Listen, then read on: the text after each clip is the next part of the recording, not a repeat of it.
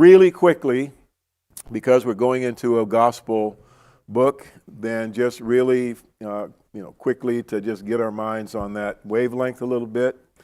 Why are there four gospels? And to present the person of Christ in four different characters. And so we have Messiah, servant, Son of Man, Son of God, generally speaking. So Matthew presents Christ as the Messiah and the King of Israel. Matthew is introducing the King to Israel. Lots and lots and lots of Old Testament quotation. Mark's gospel sets before us the servant of Jehovah, God's perfect workman. Luke's gospel presents him as the Son of Man, related to but contrasted from the sons of men. And then John's gospel sets Christ forth in divine relationship, showing that he was Son of God. So King, workman, Son of Man, Son of God. And there's your brief overview, your reminder of four gospels. Of course, there's a whole ton of things we could talk about in this vein. But we're going to go ahead and start talking about the book of Mark, but we're going to have to set the scene, and that's what we're going to be working on this morning. Now, there is something that I ran across that I hadn't considered in the past that I'm going to look into. When you look at the dating for Mark, there's who knows, but some people say in the 60s, and then others, current scholarship, the consensus is that Mark was written around AD 70, and after the great Jewish wars, great Jewish revolt, and the destruction of Jerusalem. And it is said that Mark's gospel is kind of written with that in mind. So I had never considered that. I'll keep that in my mind, and if I can see that in the text, and then we might look at it from that standpoint, but we're not going to right now. This John Mark is the one that we read about in other places in the scriptures. He was a Jew, but he was writing to a Roman audience. He was writing to a Roman audience, and that is significant when it comes to studying this book. And it's the lens that we look through, and that's really what we want to do this morning, is to put the proper glasses on, so as we look at the book of Mark, we're going to see it as intended. So he's particularly targeting a Roman worldview. He is not writing to Greeks. He is not writing to other Gentiles. Mark's gospel is unique in this sense, in that he is directing this, and I think you'll see this very clearly, to a Roman audience. One of the things about Mark you may have noticed, or you may not have, is that it moves fast. So I went through and just counted how many times the word immediately is used in the 16 chapters of Mark, and it's in there 40 times. Immediately, moving, Now, maybe immediately was a favorite word of Mark, but I tend to think that it was intentional because of his audience, So Romans were Westerners, They were not Easterners. And Easterners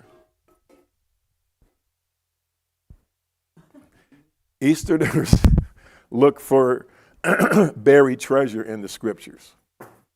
So they use chiasms and parables and those kinds of things, and we've been getting some exposure to that way of thinking. They look for buried treasure. chiasms and parables and things of that nature bury the meaning. Okay, they bury it. And so the goal is to go into the text and dig out those truths. Whole different way of thinking. Okay, and there's not a lot of immediacy about that. Okay, it's a progression. It's a process. It's a process of a way of approaching the Scripture. The Easterner thinks that learning happens best when you discover and experience spiritual truths. That's the mindset. That you learn better that way. But not so with the Romans. And dare I say, with us. Okay? Here's what I mean by that. We want the answers now. Okay? And we want them in an efficient manner. Okay? And so I think about, preachers like myself here in this culture. And, you have an introduction, and you have your points, and you have your conclusion. Okay? And that's great. I'm not saying anything against that. But we share this with that Roman audience. And so you have to keep a Roman audience entertained. You got to keep things moving along, or you're going to lose them. Okay. And so they weren't Easterners that valued the treasure hunt. For the truths that are buried in the text, or working through tough questions in order to unearth amazing truths that the Bible holds. And so Mark offers to the truly Roman world that he knew a fast-paced tale of the things that Jesus did. So he bounces from story to story, keeping things moving. Jesus is busy here in the book of Mark. And as we look at his life and ministry, he's busy, and things are moving along, okay? Mark also plays to the four pillars of Hellenism. And so we'll talk about what Hellenism is here. But he plays to, there's four pillars, as they say, of Hellenism. And so Hellenism refers to the ideals and practices of ancient Greece, or the influence of Greek culture on the peoples conquered or interacted with by the Greek and Roman empires. Okay, so and sometimes we say, well, we talk about Alexander the Great and how rapidly he conquered. He was at a very young age, and boy, he had all these nations under his dominion. Well, this is largely how he did it. Okay, and so one of those pillars is education. So the idea of gymnasium, university. I know say gymnasium, we think we're in the gym shooting hoops, but no.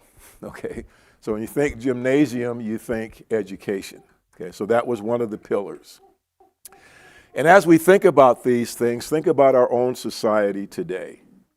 How important is education? Okay. Secondly, healthcare. Okay, the Asclepion. Probably didn't say that right, but so healthcare was another one. So how important is healthcare? Okay, so Alexander the Great brought these things to people. Entertainment. Okay, so the theater. Okay, so we have education, healthcare. There was also things like plumbing. that came along with it. So lots of things that came along. And then the fourth one, competition, or Coliseum, or the circus. All right. So if you think about the United States of America today, those are the pillars that the society is built upon. And if when you think about it, how you just take a little time to think about these areas and how important they are to holding up the structure of this society. Okay, we are them, they are us. Hasn't changed. Okay, and so it's really important. So they had, for instance, so under education, Jesus is the master teacher. Okay, hey John, would you go back in the office in that little bookshelf and get me some water? Yeah, thank you. So Jesus is he's the master teacher. Asclepia were healing temples. So thank you so much. I'm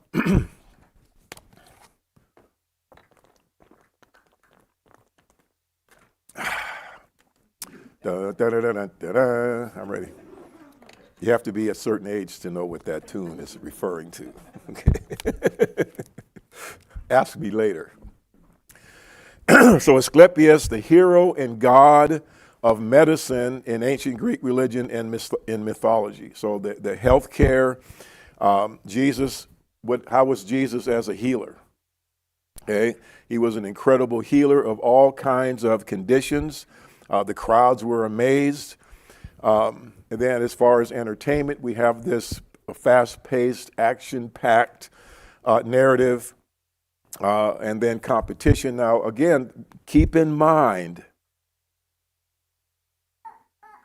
that this book is written to a Roman audience. So here, with competition, we have Jesus, the champion. He's going to be the one standing in the first place podium at the end of the day. Okay? All right. So what happens is so many American Christians really like the book of Mark because we're Westerners, and it moves along. Okay, we're cut from the same cloth. So our goal here in this study is to come to understand what Mark's actual agenda is to this Roman audience. Okay, and in the course of things, we're going to learn a lot about ourselves because we're a Roman audience. Okay, in many ways. All right. Questions, comments, additions? What do you think? Well, I want to know why is it what is it, Hellenism? Hellenism. But it's all Jesus with the education, the healthcare, and the competition. So why is it listed as like a Hellenism? Okay, so here's the thing, is that Mark is writing to people, okay, and these are the things that are holding up that society, okay? He's writing to these Romans, okay? So he's going to be presenting Jesus, right? But he's making a play on these pillars of the society as he presents Jesus to this Roman audience, okay? So Jesus, the great teacher, okay? So if I'm a Roman, education is important. So here now is Jesus as an educator. Oh, okay. You see what I'm getting at? Yeah. Jesus as a healer, okay? The story that moves along, and then Jesus as the conqueror. Jesus as, the greatest athlete, if you will, who wins the first prize. He's top. So he's making a play on those pillars. Yeah, Peter? Where did this classification come from? Where did this Yeah. Where did you find this itemized like this somewhere, or did you make it up? Well, I don't mean this in an Yeah. embarrassing way. Yeah, I'd yeah. like to know where it came from, because some of the things don't resonate with me. mhm, The entertainment and competition aspect of it, mhm, I mean, Alexander may have brought those things, but, and going back to something else you said earlier about learning and experiencing. I mhm, believe that unless a person experiences while also learning, mhm. the education is very shallow. Yes, it is. Whereas as you experience things and live them and chew them out, chew them over, Mhm. you develop a much deeper understanding. Yes. And also more integrated understanding. Mhm, But this material, it may be genuine, I don't know. mhm. But somehow as a person looking at that, I don't see that association. Mhm. Entertainment, Jesus was not an entertainer. No, I didn't say he was. I just said that the story that, as Mark presents it to this audience, moves along. Okay, it doesn't Well, drag, and that's what, if that's the intent, just to move it along, fine, but that's it. those aspects, the Romans would not have seen it that way. I don't think that, I have a difficult time taking those kind of structures Mhm, and analyzing the Bible based on those. mhm. Now that, yeah, yeah, It's kind of like trying to teach a person how an aircraft engine works. yeah, And we get into the composition of the metal in the cylinder. uh-huh, Where's the value in that? uh-huh, There's no application in that. uh-huh, yeah. Yeah, well, there is application, and all we're doing right now is just setting the scene. Okay, so, okay, so I won't repeat what I've said, but you'll see there is Okay, application, look forward to that. certainly, yeah. Well, I think where you're heading with that is to say that is the mindset of the people that Mark is talking to. Exactly, It's got nothing to do with being the essence of Scripture. It's got Right. more to do with saying the people that he's trying to talk to, that's how they think. this is how they think. Right. Yeah, and so these elements are found in the book. They're found in his presentation of Jesus in the gospel, because they can relate to these things. So you if see he's gonna- these, if he's gonna present information to them, right, he has to give it to them within the framework of how they think. right, And that's where that's how they perceive things, is in those four ways. yeah. And I believe that by recognizing this, that we can, instead of just looking at the surface, we can have a more of an experience of what Mark is presenting when we know something about the audience he's presenting it to, and we can see his playing to those elements in his presentation, which we will. Okay, yeah, That's the same thing as when we look at what Peter said in Acts 2 and what Paul said in Acts 17 on Mars Hill. It really mattered who their audience were, how they addressed it. So Yeah. it helps us to know, one, he was talking to the Jews, one, he was talking to unchurched or yeah, people who didn't know about God. yeah, So they approach it differently. yeah. And it just helps us to know that. Yeah, yeah, yeah, and so, yeah, so I welcome the questions. Yeah, go ahead, Peter. In my latter years, I've kind of developed a new understanding of things. Mm-hmm. I see us becoming more expert at the minutia Mm-hmm. and historical events and personality of maybe different nationalities and so on, Mm-hmm. and less in application around us in the community that we say we are Mhm. affecting. Mm-hmm. We're experts at book, chapter, and verse, Mm-hmm. but how expert are we at applying those things? Mm-hmm. That's my interest. Me too. Yeah, yeah, absolutely. So there is that surface. There is there's that surface reading. Okay, in the sermon this morning, there'll be an example of how to get more below the surface. So that's what I'm trying to do as a teacher here in this congregation, is to help us start looking at how we get beyond just the surface, okay, to what's going on, what the deeper, but not making up stuff in order to do it. You know, to being very biblical and scriptural about it, but still learning how we get below the surface and get, you know, and learn more of what the deeper meaning is. So we're working on it, Peter. Yeah. Yeah. But you know, with this here, so well, I have to go into my level. This is you saying that like people got caught up in importance of this here education, healing, and all this. Then they kind of moved away from Jesus, and Mark is bringing Jesus back to say this is the healer, this is the educator, and this is your entertainment. Yeah, yeah. You know, so to speak. Yeah. And then when you saying, if Peter's saying, oh yeah, you know, he want to know, instead of all this learning that we doing, you know, like I really appreciated it. The teaching and all, because we need to be taught. But then it's on a personal level with yourself and God, on how you get to the deeper level, you know, because just because you teach on it, don't mean it's going to, you see what I mean? Yes. Affect us Yes. to grow, Yes. unless we put work into it ourselves. Now, you got to go back and look at God's character, look at God, how he loved us, because he really loved us deeply, and Yeah. he wants us to know that. But you ain't going to get that unless you feel it and spend time with the Lord. Yeah, yeah. That's right. That's right. Amanda, and then Rick.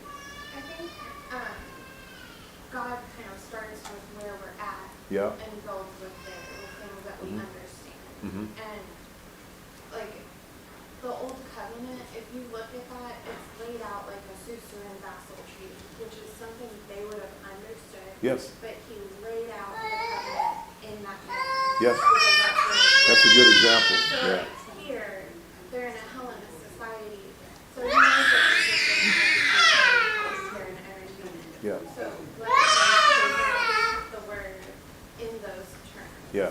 Yeah. He plays on those things to keep the attention of that Roman audience. Yeah, that's what we're doing. Yeah, Rick. You know, Daryl, as soon as you put that up there, my mind was drawn to 1 Corinthians 9. And to the Jews I became as the Jew, that I may gain Jews. To them that are under the law, as under the law, not being myself under the law, that I might gain them that are under the law. Yeah. To them that are without the law, as without law. Not being without law to God, but under law to Christ, that I might gain them that are without law. To the weak I became weak, that I may gain the weak. And I become all things to all men, that I may by all means save some. Perfect. It's exactly. Perfect. Yeah. That's all we're doing here. See, is that Mark is doing exactly that for this Roman audience. You know, is what, you know, and it's really, you know, it's genius what he's doing, and we'll see that as we go along here. So that's the first thing, is just to set the scene. Who is he talking to, and how do we see that reflect? Are we going to see that reflected in his gospel? Okay, all right. And so I think I've read this to you in the past, but in the ruins of Priene, which is now Turkey, there's a small temple. And in this temple, there's a plaque. And the plaque says this. Okay? Now, before I read this, this is the Gospel of Mark, when we have these four Gospels. Okay? And sometimes we think, or perhaps we think, that that word and that idea is unique to the Bible. It is not. Okay? It is not. And I'm going to read, this is from a plaque that's found in this city, in which now Turkey.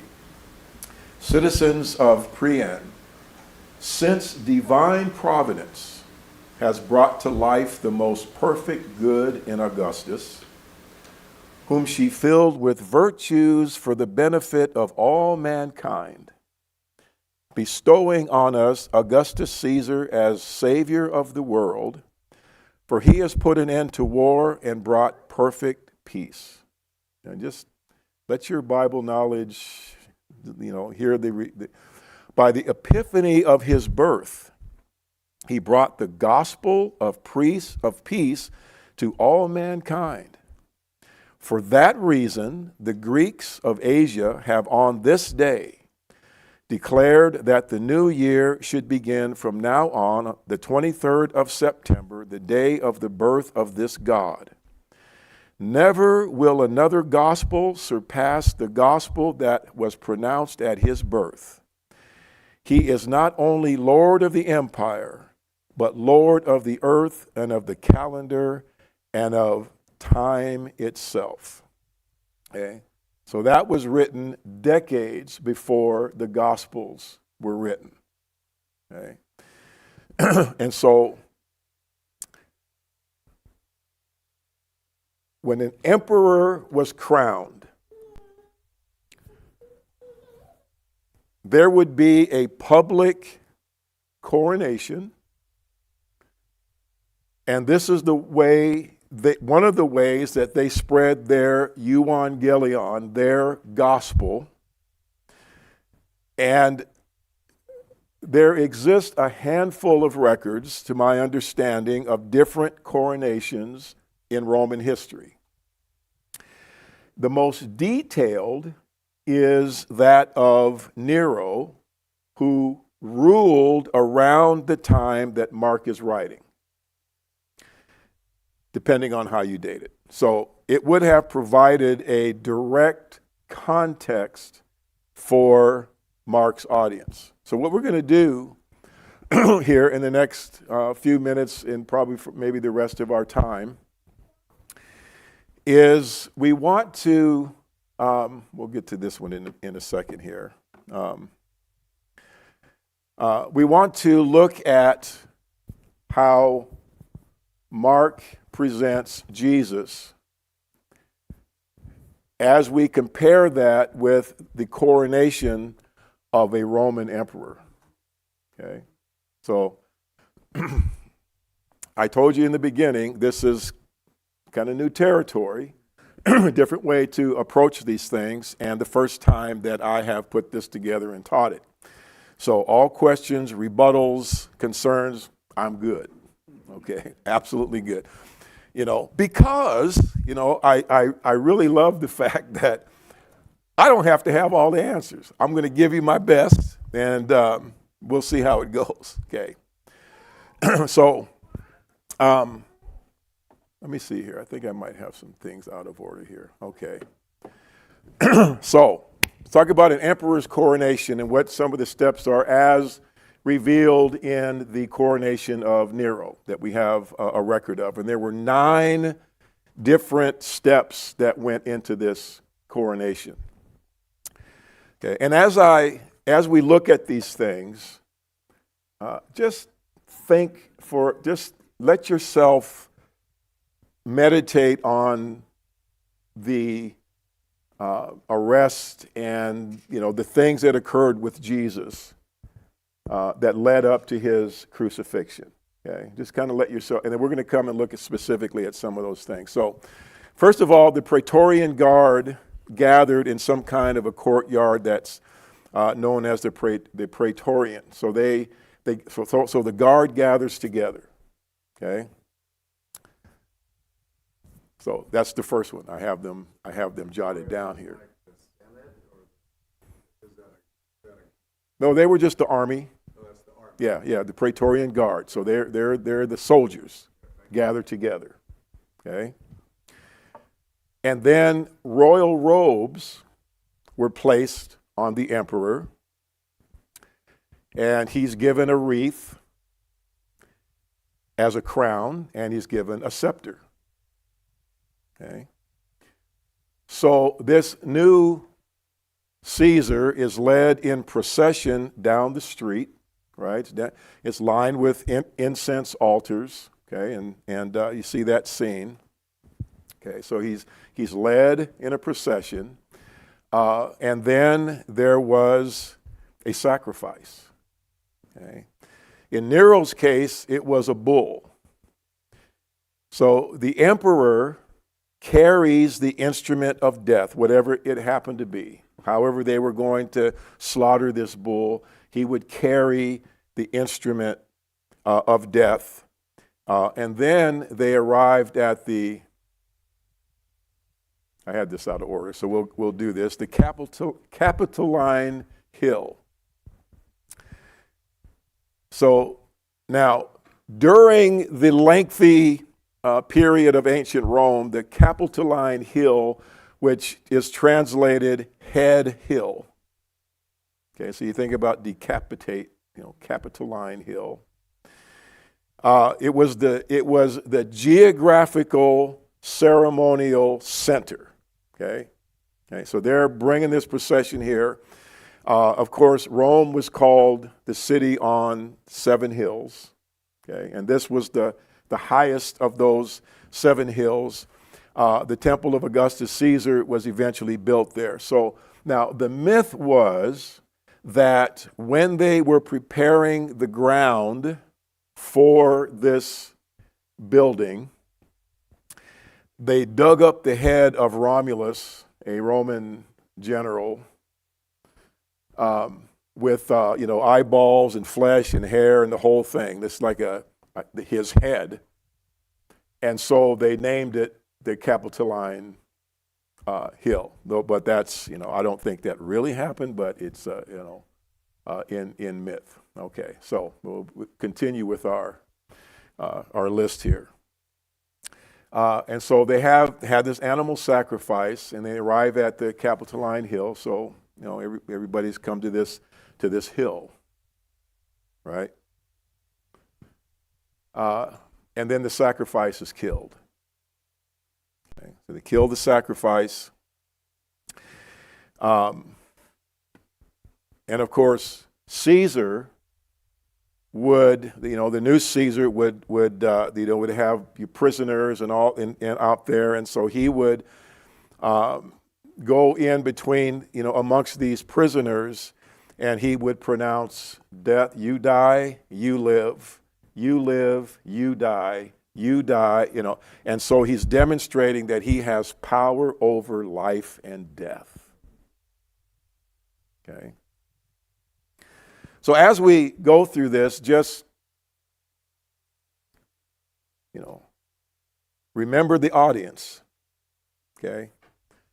And so the emperor then would ascend the steps of the temple with the high priest of the 24 Roman legions on his right, and the leading commander of his armies on his left, okay? So we have a sacrifice, we have the emperor ascending the temple with people on his right and people on his left. Okay?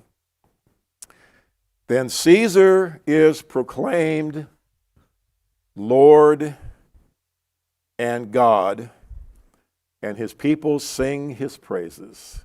Hail Caesar, Lord and God. Hail Caesar, Lord and God. Right?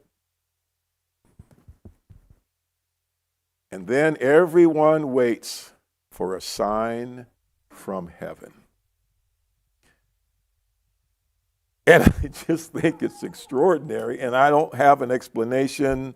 I didn't go into their abilities with regard to foretelling eclipses or those kind of things, but we know that at Nero's coronation there was a solar eclipse. Yeah. Did he get lucky?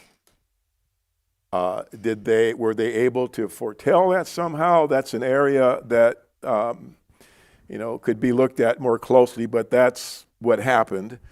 The crowds, they just went wild. I mean, this is obviously the man that they want to lead them. Okay.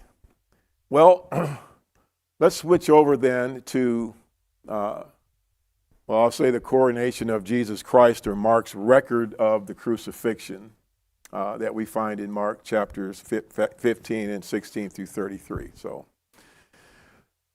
So first of all, the Praetorian Guard gathers to go and take him. Okay? Now remember that Roman, he knows what the coronation of an emperor looks like.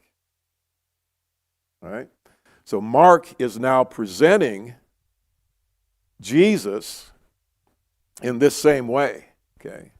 The Praetorian Guard gathers to take him, and they dress Jesus in purple, put the robe on him, right? They kneel before him. Of course, they're mocking, okay, in a mocking way. So they kneel before him. Then they led him out to crucify him, okay. And you see, I couldn't put this on one thing to compare it. So kind of remember the last screen. So they led him out to crucify him. So the procession for the emperor, they lead him out to crucify him. They arrive at Golgotha. So they come to the hill, right? There. They crucified him with one robber on his right and one on his left. Okay. So again, put yourself in that Roman mindset in that coronation of the emperor. Okay. Okay, one on his right, one on his left. So we have the sacrifice, and then one on his right, one on his left. They're hurling abuse at him, whereas for the Caesar, they're praising him. Okay. And then finally, with Nero, there was a solar eclipse, Jesus, and darkness comes over the whole land. Yeah, Tony? Yeah, yeah, yeah.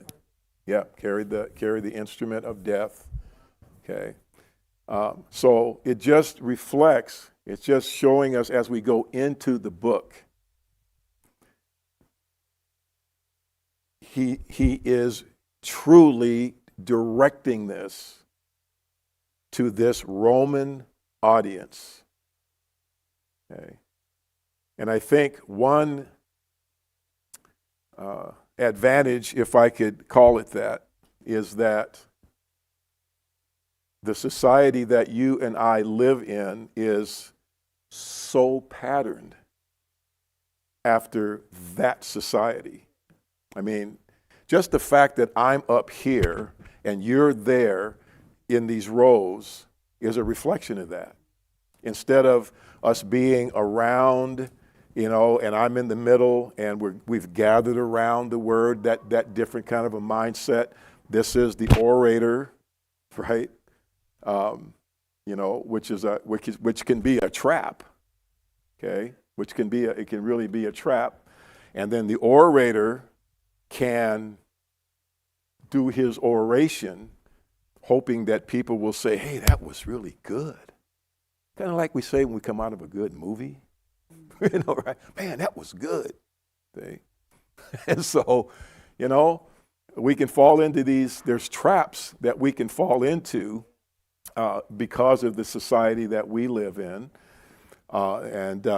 It's just, when you just think about it, and we will have an opportunity to do that, then we can look at ourselves and hopefully work to transcend the culture that we live in and truly come out from among them and be separate. Okay, not separatists, where you're over there and we're over here, but living within that society. Because wouldn't that be a goal, would you think, for Mark's presenting the gospel to the Romans, so that wouldn't the goal be that they live within that society but not be of that society? Okay, and certainly that's the goal for us. So Mark here relates the crucifixion step by step as the coronation of Jesus. It's just of a very different nature, right? It's flipped. Yeah, Tony? I think it's so remarkable that God was able to use Mark recorded this way, but even more remarkable that God was in such custody of the events themselves that these all happened this way. I mean, it goes back to not just Mark seeing the similarities, but God causing this to be this way. Yeah. Mhm. Yeah, yeah. Oops. See, PowerPoint took the place of my Bible. Okay. But yeah, I just wanted to point out as we end here, the first person in the book of Mark to actually acknowledge Jesus as the Son of God, when the centurion who was standing right in front of him saw the way he breathed his last, truly this man was the Son of God. The first person to actually speak of Jesus, acknowledge him as the Son of God, was a Roman. Okay. So this is all about Romans, about that Roman audience, and Mark is going to teach us some really cool things about the Lord, about the plan of God, about all kinds of things as we go through this book and look at it through this lens. Okay?